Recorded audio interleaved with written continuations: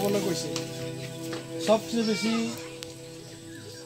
আমিহে কষ্ট পাইছোঁ। আমি জংঘলত থকা মানুহ, জংঘলত কলাতুৰ অমিতা এই আমি বিক্ৰী কৰা খোৱা মানুহ হয়। তো মই মনে মনে ভাবিছোঁ মোৰ গৰুৰ লগত কথা পাতিম, অকণমান আমি যেনেকৈ পাৰিম সহায় কৰিম।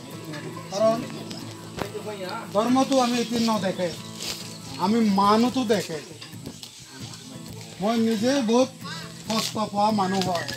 এতিয়াতো মই সাধু হৈছে, মোৰ বহুত বন্ধু বান্ধৱ আছে, তাকে মই ফোন কৰিছোঁ এনেকা এনেকা আমাৰতো বহুত চাকমা বস্তি আছে, গাৰো বস্তি আছে, ৰিয়াং বস্তি আছে, কাৰ্বি বস্তি আছে, তেছোৱালী আছে, বহুত সাৰি মানুহ আছে। এই দুখীয়া মানুহৰে যদি চাই আমি যদি এক বেলাবি ভাত খাবলৈ দিব পাৰে মনটো বহুত সন্তুষ্ট। সবচেয়ে বেছি মই কালি খুশি হৈছোঁ, আমাৰতো যোগাযোগ নাই। মই জ্যোতিলাল আমাৰ বদিচাৰী স্কুল মাষ্টৰৰ লগত কথা পাতিলোঁ।